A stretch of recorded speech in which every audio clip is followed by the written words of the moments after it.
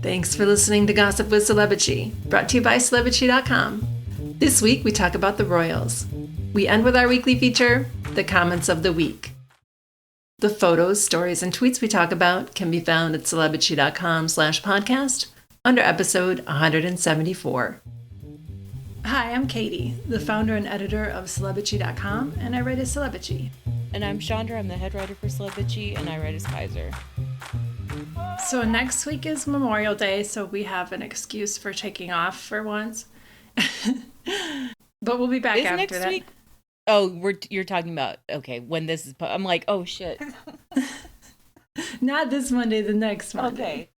The next week after they hear this. Yes, I get it. Although if people hear it on Saturday, it's kind of, but yeah, they know. So it'll be, wait, I have to look up the date. So it's Monday the 27th is Memorial Day. Yeah, I guess. I didn't look it up, but it said Monday. We're not going to have any posts on like Memorial Day weekend, are we? No. Okay. I mean, it's up to you, but I don't really want to unless something big happens. Okay. That sounds good to me. So I just finished watching that show From on MGM Plus. It's very much like Lost. That's all I'm going to say about it. But it was entertaining.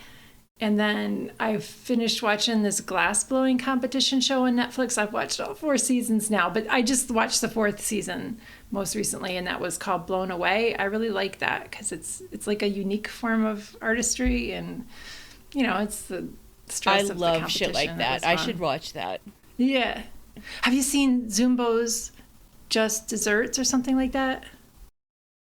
No, but I love to watch people make crafts. Oh, you love crafts. Okay. I don't give a shit about the competition. Like, I find it very soothing to just, like, watch artists make art. I said before on the podcast, I love watching the Dollar Tree ladies on YouTube. Like, they take Dollar Tree products and make little shelves and stuff out of it. It's fascinating to me, but I barely ever do it. There used to be a show, I'm not sure if it's still on HGTV, but it's George Stephanopoulos' wife, Ali Wentworth, yeah, does a show where like she gets people to go to a flea market and they pick up stuff and then they like remake it, like they paint it or they turn it into something else. Oh, it's so cool and it's very innovative, even though they're like sometimes fucking around with like a really great piece of furniture that should just be restored like full. Yeah, I love shit like that. That sounds fun. We'd probably like this Blown Away. It's fascinating to me what you can make out of glass and all the different techniques there are. There was this documentary I watched years ago, and it was about the arts and crafts, like modern arts and crafts movement in like the Carolinas. Mm-hmm. And it was so good. Ooh. A lot of it was Black artists who were, you know, quilters and these like very regional artisans making very specific things. It was so cool. We'll have to figure out what that is called, and we'll link it in this post if we can find it. Just a second, because Dexter is now screaming. Okay. Jerk. He's mad that you didn't acknowledge his sacrifice to you of the chipmunk that escaped. I would have acknowledged it if he had actually killed the chipmunk. Well, it counts. He wants credit. He gets half credit. My mom's a quilter, and she makes beautiful pieces. She's made me some stuff that I have hanging on my walls in my house. And part of the reason I bought this house is because the lady who owned it was a quilter, and she had like these really nice, I mean, some of them are kind of chintzy because it's not my style, her window treatments and stuff. And you could just see that it was thoughtful, and she made them with love. And I don't know, it influenced me to buy this house. That's really cool. Yeah. Yeah, quilting is very big in this area. Some of my mom's friends, like the stuff they've made is phenomenal. We went to a quilting show last year that I was just like, whoa. The artistry of it is impressive. Damn, I need to buy some like local quilts. That's all I can think about is like, oh, I should support local arts more often. Okay, let's talk about the royals. So last week, as we were recording, you might remember that the news had just come out that the Sussexes were going to be in Nigeria the next day. And I was like, really?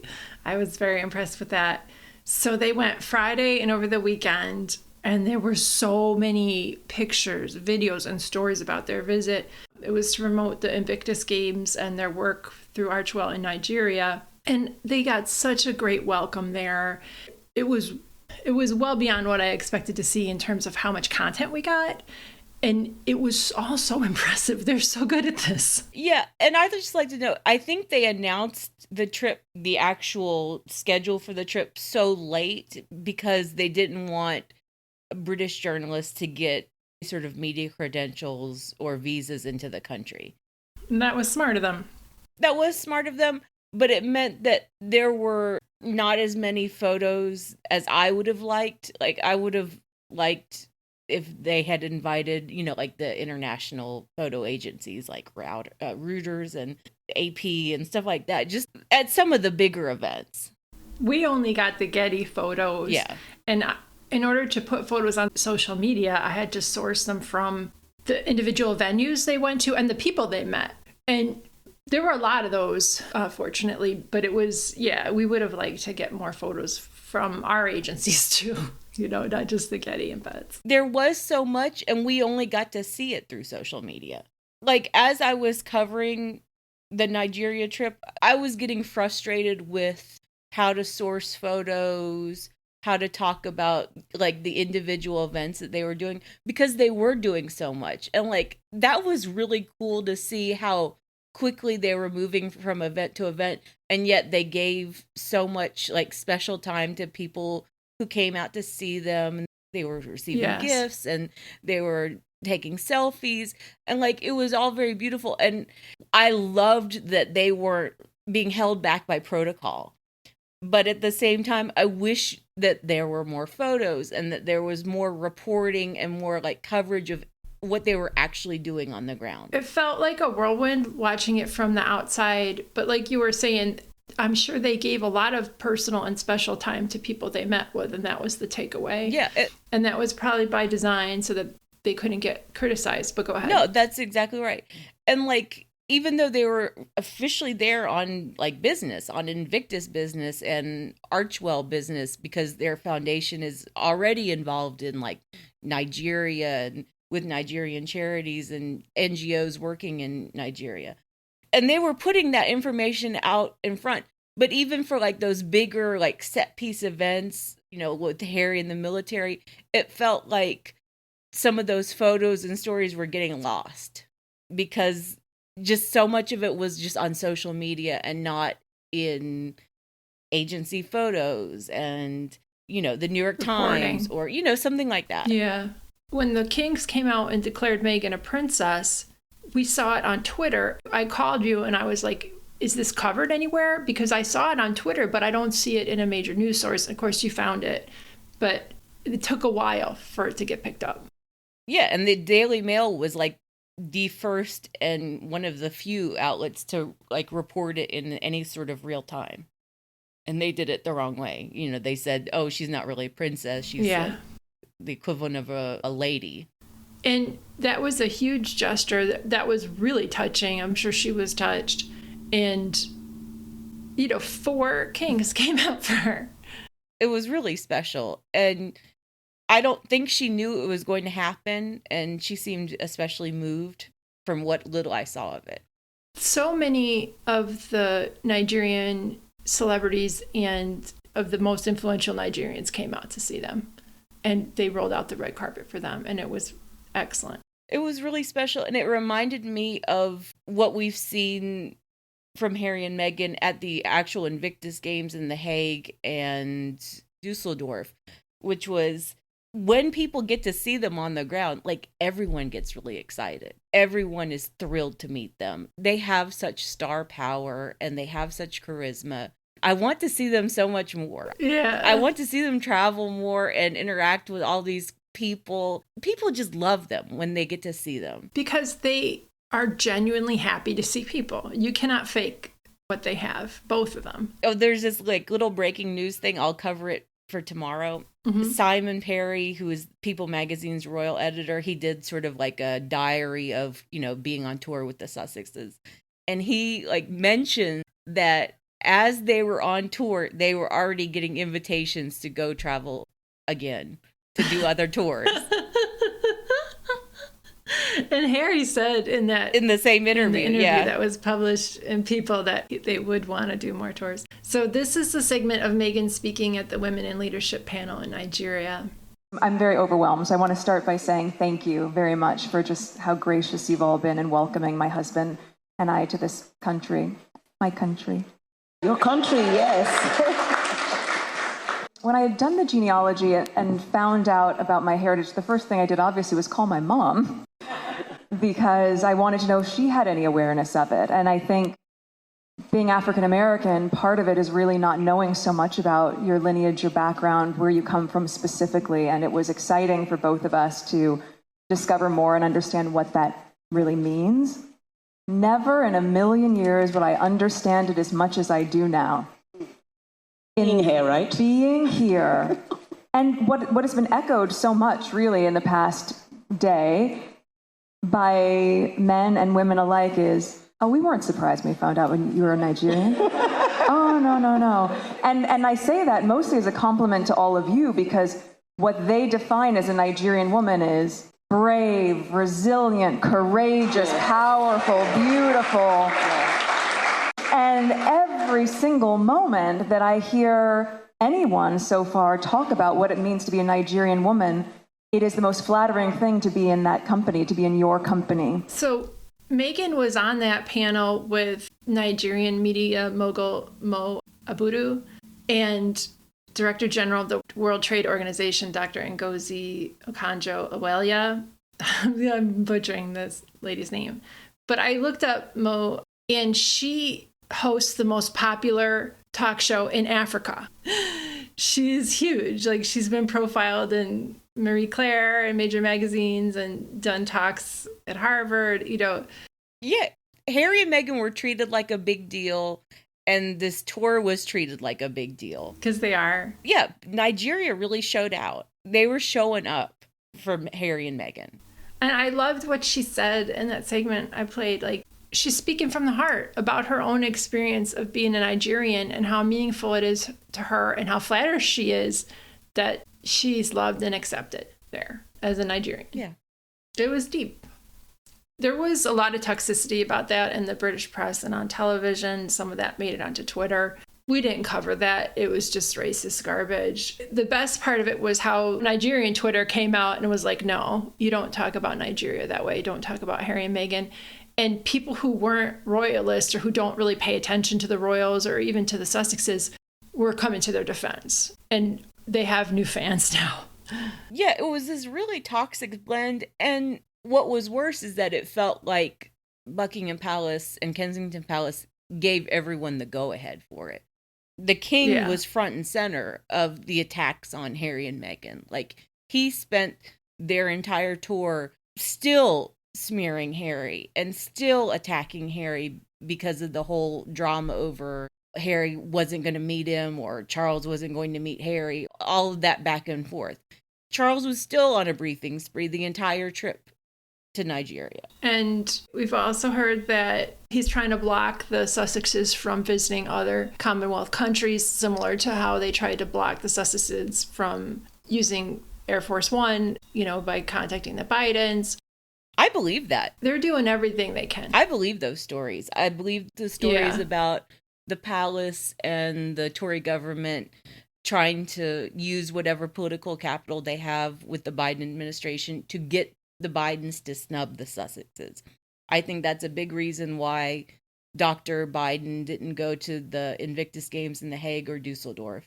Yeah. I think that's why the Sussexes haven't gotten invitations to the White House, because the Bidens know that the palace will freak the fuck out if they do anything with the Sussexes.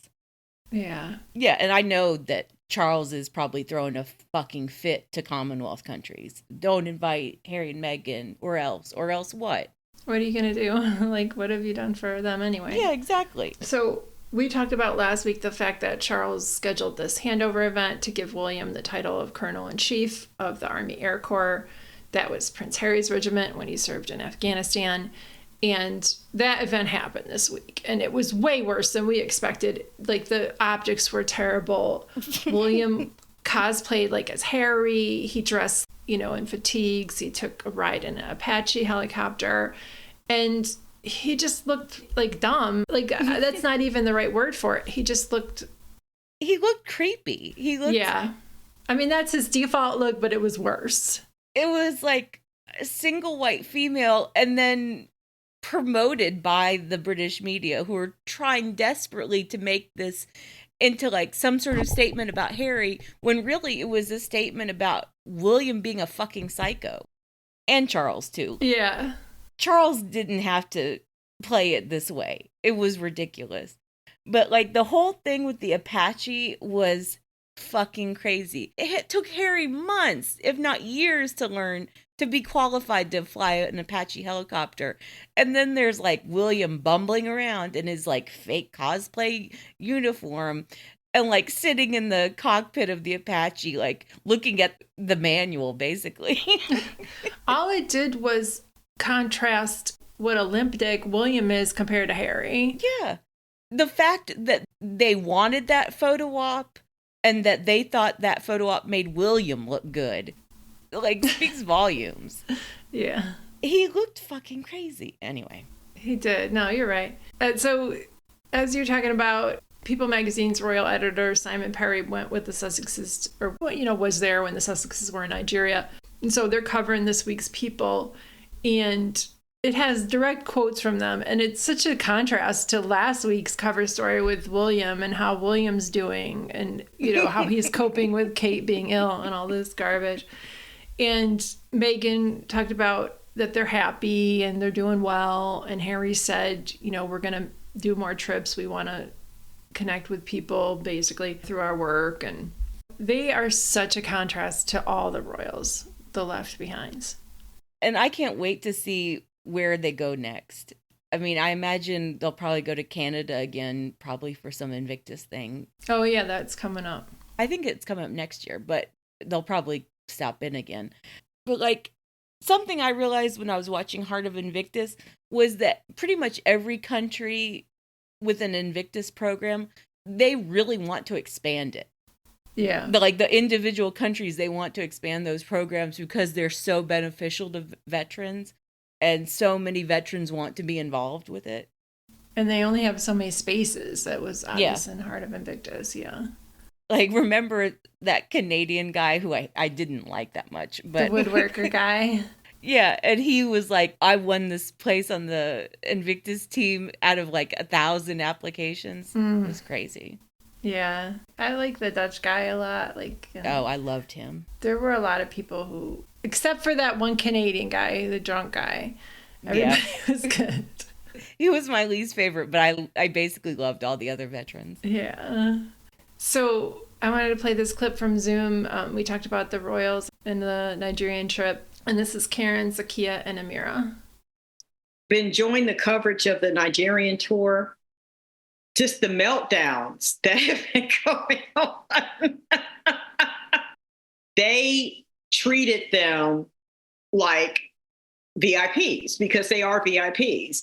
And the fact that your home country won't even supply you with adequate security. And here is Nigeria, hell, you got 4 kings that left their house to come see Meghan and give her a title. They left the palace to come see this woman. And I just loved all the bags and the handbags and clothing that they were gifted.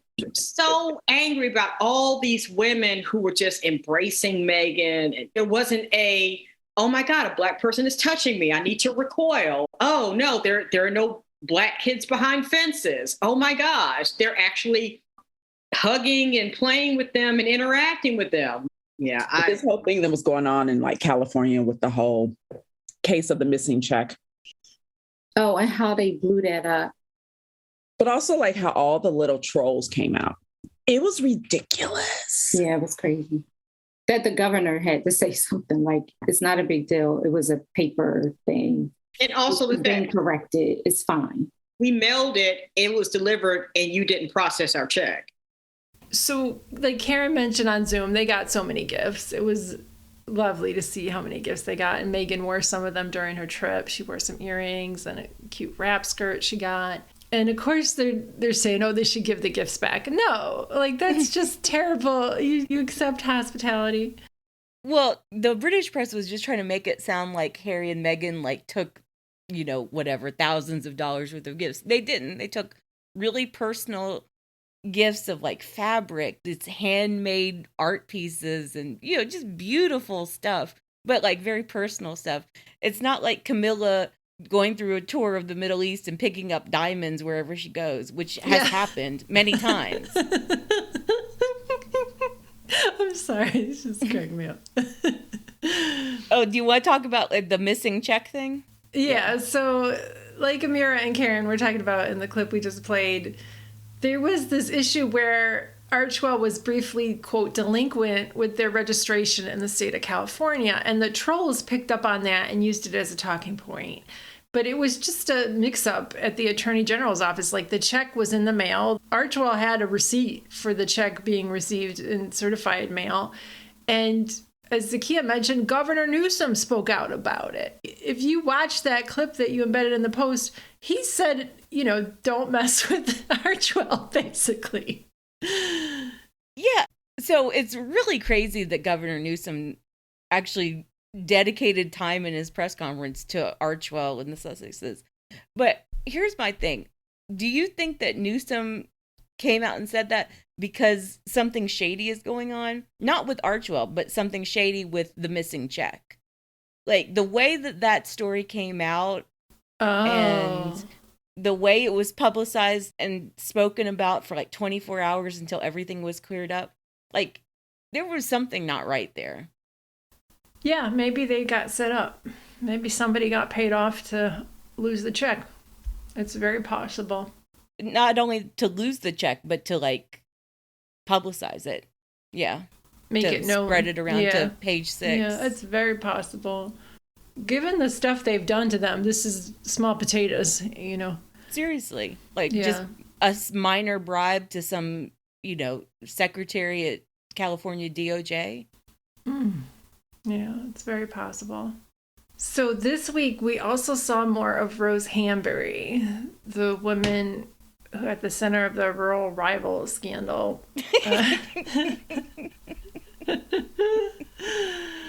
That old chestnut. It's been 5 years since the rural rival scandal. They had to talk about rival rural court, and now I get so confused between rival rural court. No, rival rural royal court. She sells seashells. But yeah, rival royal court. So 5 years ago, we learned of the existence of Rose Hanbury when it came to William and Kate's marriage. And we've said this before many times on the podcast. I don't personally believe that William and Rose are still dealing with each other in that way. But Rose's presence and conversations about Rose this year have been fascinating.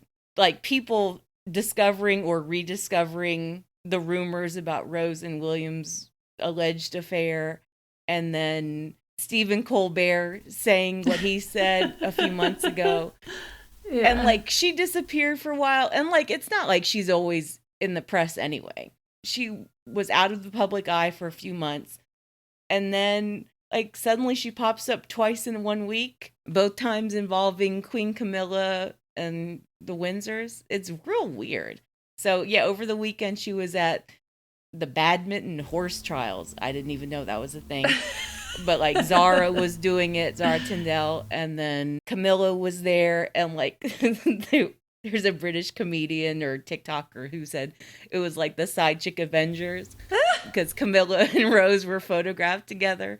And then Charles and Camilla did this event at St. Paul's Cathedral, and Rose's son was carrying their robes. I guess he's one of their pages and he was part of the coronation. But so Rose and her husband, David Rocksavage, were there at the whatever event that was. It was something for the Order of the British Empire. Service of dedication for the Order of the British Empire. I love those comparisons of Camilla wearing the robe all loose and messy with how elegant the Queen looked during the same event. Yeah. Camilla just looks like an old housefrau. And she was like wearing a real simple, like floral dress underneath it. She looked like she just threw that shit on. Exactly. It was crazy. So Rose is out here and she wore a hat that was like one that Kate wore before or something. I don't know. Maybe they source their hats from the same place and it's just a coincidence. But it really seems like she's getting out there, or Camilla wants her to be seen out there. Yeah, it's real weird. There was a lot of conversation about Rose's reemergence and what it all means. And that's one of my comments of the week. Okay, let's segue. Let's move on to the comments of the week. My comment of the week. Well, this whole discussion on the most recent Rose story was really interesting. People had some very cool theories about what's really going on and whose motives and, all sorts of stuff. Commenter Sunday wrote, exactly, it's all a game. Between the side-by-sides of Will shoveling versus the Sussexes in Nigeria, and then Camilla trotting out Rose, I think Camilla is really trying to provoke Will's incandescence. On Rose's part, in my humble opinion, if the international media had run the same awful photo of me for years because the wife of the heir tried to out-aristocrat me, I might take this opportunity for a few glamour shots too. It could just be that simple. That Rose... Yeah, she's trying to get out there. Yeah, Rose just wants to come out and look glamorous a little bit. And, she looked great at the badminton horse trials. I liked her whole, casual, horsey, aristocratic look. Yeah, she left her hair in, natural curly. Yeah. Yeah, she looks really pretty. I think she's a very attractive woman. She is. People always say, oh, Kate's prettier. I think Rose has a really interesting look. She is a natural beauty. She's not glamming herself up all the time, and it's kind of effortless. That's probably the aesthetic the aristos strive for, Yeah, natural beauty doesn't just put tons of effort into it. Exactly. Yeah, no dark eyeliner under her eyes. No sausage curls, yeah. I know. I mean, I hope we get to see the sausage curls again. I hope. I do. I hope that girl comes out and she's done up. No, and I've she's been like, thinking "Here I am, about this a bitches." lot. What's going to happen if she comes out and what the reaction will be. I think it'll be dependent on what she looks like. And I hate to say it that way, but that's what everyone will be looking for. I hope she comes out looking the same. I really do. I hope she's okay. Or that she gets back there, So my comments of the week are on the post about King Charles's new portrait by Jonathan Yeo. And if you haven't seen that, it's very red. I mean, it's a great painting. Just artistically, it's fantastic. It's well done. It's just very red. So it's thought-provoking. Yeah. Harlan, a brazen hussy, says, perfectly embodies the bloodstained history of the British royal family. And Stella in New Hampshire, she got the first comment and she wrote, he got what he wanted. He's the tampon for his side chick. That joke writes itself. And I put a tampon in his hand in the picture of that I posted to Twitter, and nobody noticed. Maybe it doesn't show up in most versions of Twitter because it's below the fold. Did you see that? I will send it to you. I didn't see it. I think it looks really good because it sort of blends in. I mean, it's very white compared to the red of the painting, but I cut off the end so it looks like he's holding it,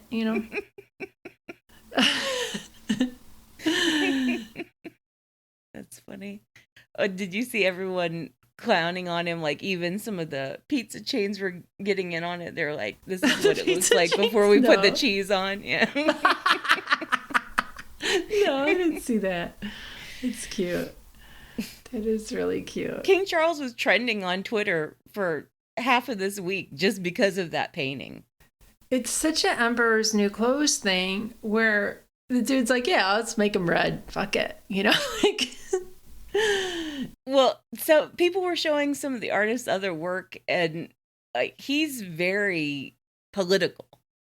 Okay. He did it on purpose. He was trying to like draw a conversation about the bloody history of the British Empire or tampons or something. Like he was trying to provoke that conversation. Yeah, he did a good job. Send me I'll look up some of that and put it in the post for this podcast because I haven't seen that much. I just saw like the beige one he did before for the royal family.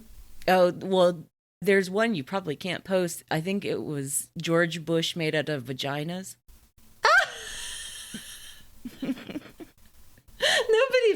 Nobody looked up his stuff before they. I know.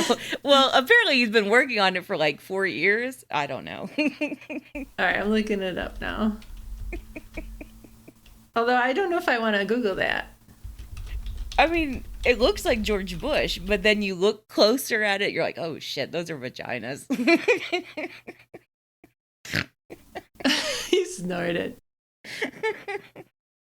Oh, he did one of Sienna Miller, Cara Delevingne.